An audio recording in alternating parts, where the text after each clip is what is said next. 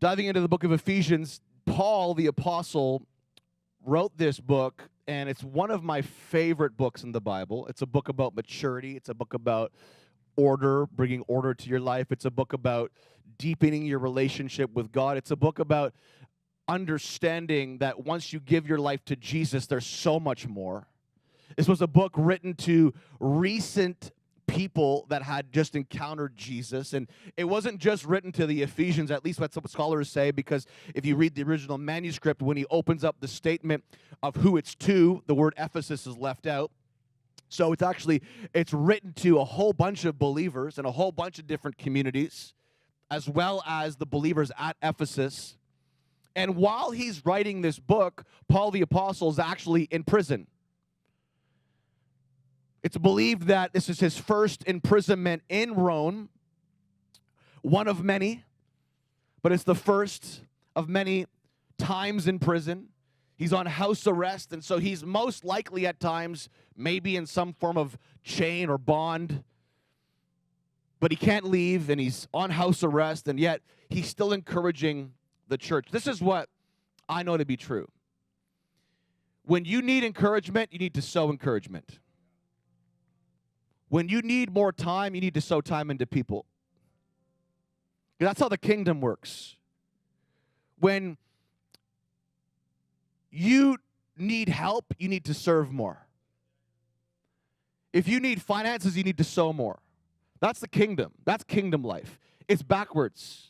That's why Paul said in Romans chapter 12, be transformed by the renewing of your mind. But before that, he says, don't be conformed any longer to the patterns of the world. Be transformed by the renewing of your mind. What's he saying? He's like, don't live by how the world has set up. This is how you should live. 1 + 1 does not equal 2 in the kingdom. That may be what your math teacher taught you, and it may be how the world is set up, and it may be what's right and logical and what makes sense, but sometimes when you're living Spirit-led, God will tell you to do things that is not 1 + 1 = 2. It's 1 + 1 = 10. And you're like, how is that possible? Well, it's a miracle. There was no logic behind that, no rationale behind that. And so if you are in need of something, I would encourage you to sow it.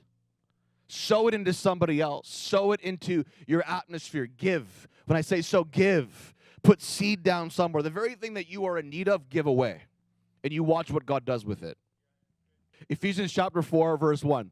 Therefore I, a prisoner for serving the Lord, this is Paul the apostle speaking, I beg you to lead a life worthy of your calling. I said it last week. I'm going to do a recap. I don't think you can hear it enough. Some of you are like, oh, don't repeat the same thing as you said last week. Well, I don't think you get it. I don't get it.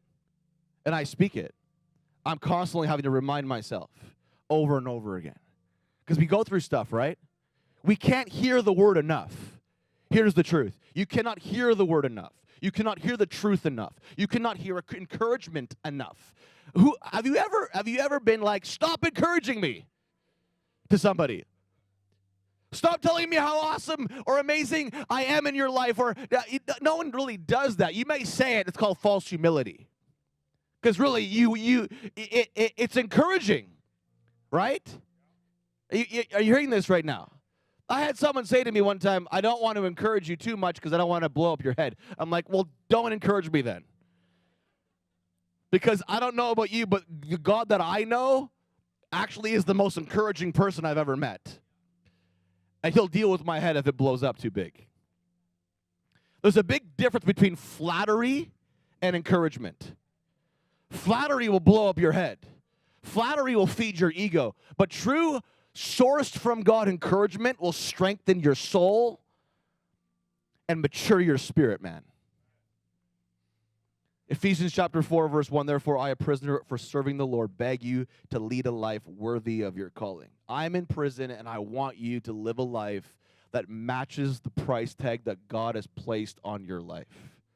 I want you to live a life that's dedicated and set up in conjunction or in context to the calling that I have placed, that God has placed over your life for your future. I want you to live a life that's free. I want you to live a life that's free. I may be in chains right now. And this may be a part of my journey right now. But I'm encouraging you that if I can be in chains and still live a life worthy of the calling that God's placed on me, so can you. Hear that from Paul right now. If he could be in prison, in chains, potentially on house arrest, not having his freedom, and yet still encourage you, you can do it. You can live a life worthy of the calling that's been placed on your life. Verse 2, always be humble. He gives us a little insight into, okay, here's some steps if you want to actually live a life worthy of the calling that I've placed over your lives. Be humble. Be gentle. Be patient with each other.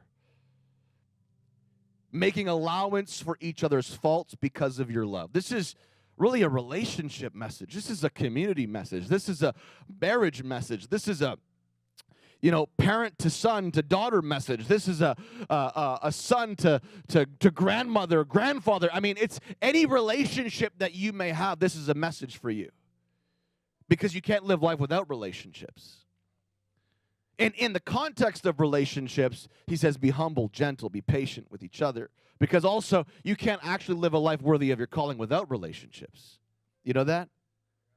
You cannot fulfill your calling living in a cave by yourself. You can only fulfill your calling in context to the people that God has placed around your life, because all those people are a part of helping you get there. Silence in the room. Wait a minute, I thought I could do it myself. No, you know what? Adam couldn't even do it himself, and there wasn't even sin yet. God said when he created Adam, before he created Eve, it's not good for man to be alone. Wait a minute, God is perfect. He's flawless. Was something wrong with his creation? No. He created a whole. You know this? He created a whole. Just so you know, you can't actually say God is all I need. That's not actually biblically accurate. God is all I need plus people. Because Adam, in the beginning of time, before sin ever even existed, God, about his own creation, said, it's not good enough for man to be alone. I'm going to make him a helper. So he made Eve. Made him fall asleep, took a rib out of the rib, made Eve. That's why men love ribs so much. They want the rib back. They're like, that's mine. Out of man came woman, a companion, fellowship, community. This is God's design. God knew I cannot fulfill everything that she can, but you and her together are a total picture of who I am. You in relationship with people, not just marriage, is a picture of who God is. That's why the 10 Commandments can be summed up in two very simple thought processes, and it's simply love God with everything and love people around you. Because without people, you do not have a call. You have a calling, but it's not going to be fulfilled. You're not called to live like a rogue. You're not called to live independent. You're called to live dependent, interdependent, connected with people. He says making allowance for each other's faults because of your love. In other words, if you don't have love, there'll be no room for failure. There's no room for making mistakes if you don't have love. Love has to be at the core of every relationship.